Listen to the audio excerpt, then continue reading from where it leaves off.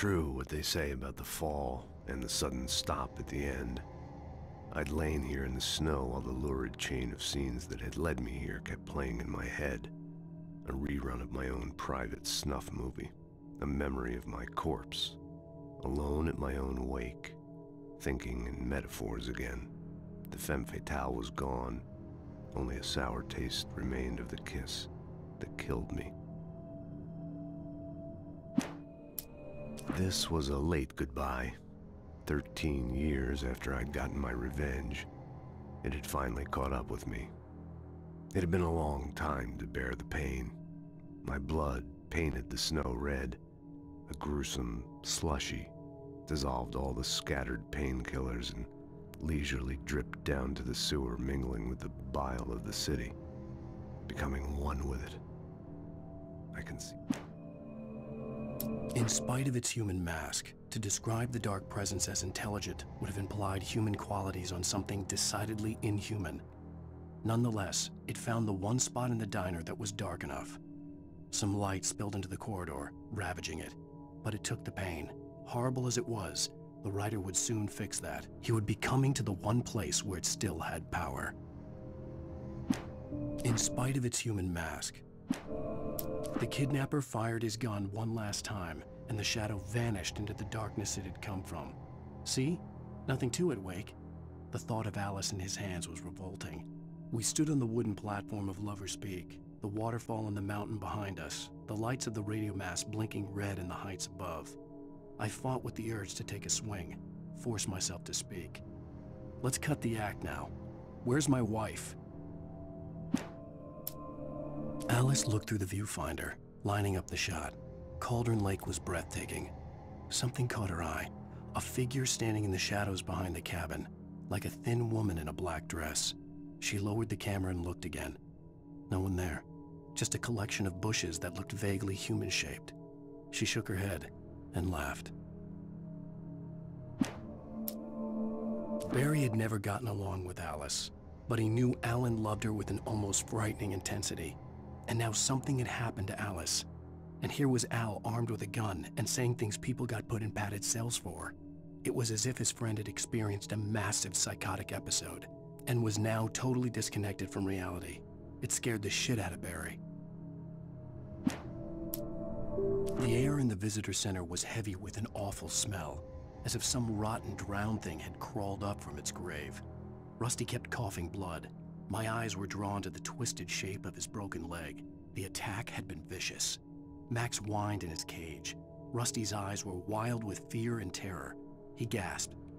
"Mr. Wake, it happened just the way it was on that page." The visitor center was sturdy, but the impact turned the front of the building into splinters. Rusty was thrown across the lobby like a rag doll and hit the far wall hard. It didn't hurt until he tried to move and saw his leg bend the wrong way, felt the broken ribs stabbing him on the inside. Rusty howled in pain and fear, suddenly afraid to die alone. At the last instant, I changed direction and threw myself down. The axe splintered the trunk of a tree. I stumbled into the pool of bright light. My lungs burned. I was too exhausted to move. I tensed as I waited for the killing blow, but it never came. I raised my head. Nothing moved in the darkness beyond. For the moment, bathed in the cold light, I was safe. In that last instant of consciousness, Rusty thought about Rose. He was older than she was. Rose was barely out of her teens, but she made him feel young and forget what a train wreck his long-dead marriage had been. He still wore the ring. He'd been waiting for her to tell him to take it off. Now she never would. I turned the corner, afraid of what the flashlight's beam might reveal. Suddenly, a roughly painted symbol of a torch glowed in the light. Behind it, hidden by a rock, sat a battered metal trunk. It was here for a reason, packed with supplies, batteries, flares, ammo, things you need to make it through the darkness of the night. Something left behind by someone who knew what I knew, and more. Agent Nightingale didn't want to be in Bright Falls. These little communities revolted him, and he didn't like the trees or the coffee. He now knew that impossible horrors lurked behind the storefronts and smiles.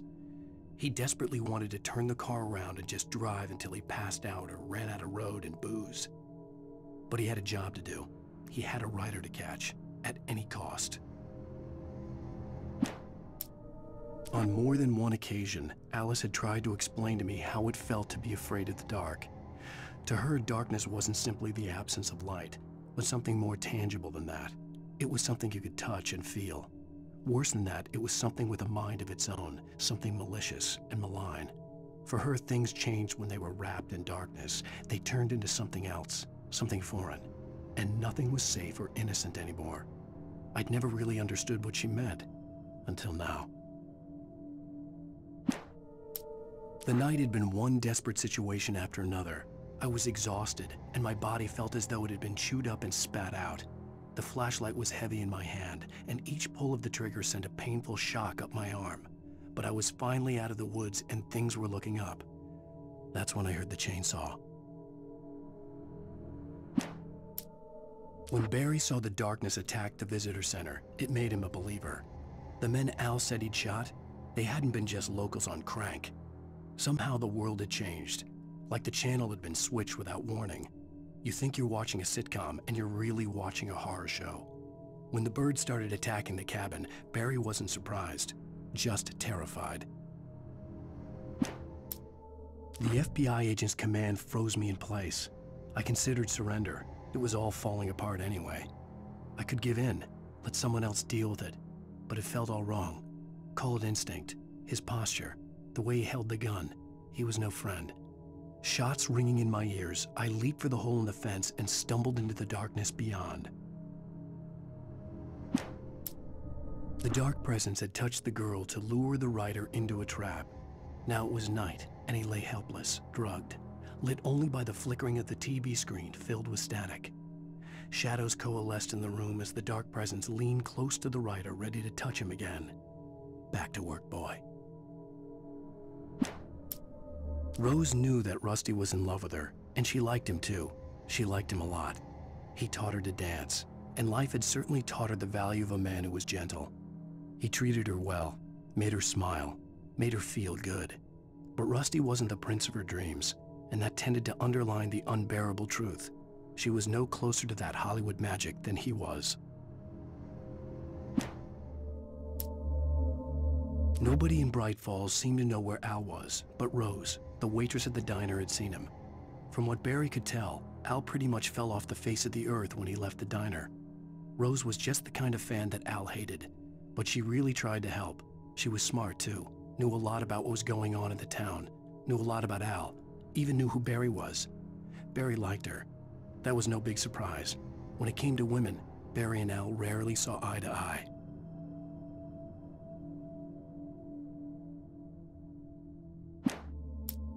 Sarah didn't care about the legal threats Wake's agent had made.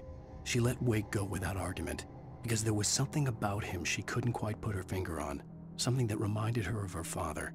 She didn't think Wake would hurt his wife. Then she thought about the way he waded into Hartman, that hair-trigger rage flaring up without warning. The logging site was a mess. The modular office had been pushed off the cliff. Deputy Thornton climbed up from the wreckage excited, breathing hard from the exertion. Nobody there. It's weird. Don't you think that's weird? Bored, Mulligan let out a mighty snort. Hell, it's always weird, Thornton. Just a question of sorting out what kind of weird it is this time around. Shadows stirred and the wind picked up as I ran through the forest. I felt the dark presence turning its gaze toward me.